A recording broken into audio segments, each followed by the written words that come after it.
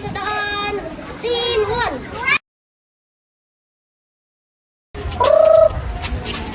Stop muna. Dadaan ang mga estudyante.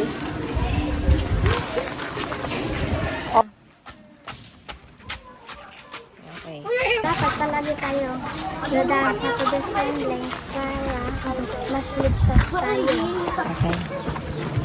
Tama, at kailangan igalang ng mga driver ang mga patakaran sa daan.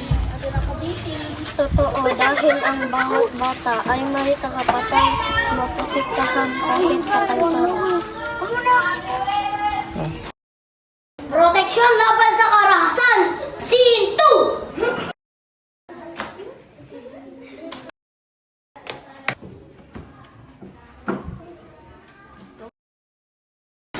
Notebook mo!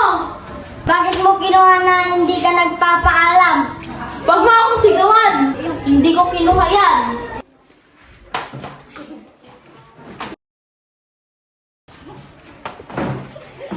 Tigil nyo na yan! Tatawagan ko si sir.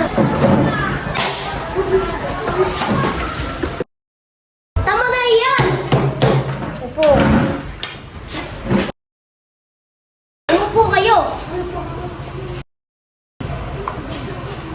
Ang pag-aaway ay hindi makakatulong sa pagsolba ng problema. Kung may hindi pagkintindihan, pag-usapan ng maayos. Bakit ba kayo nag-away? Nung wala ako. Sir siya kasi.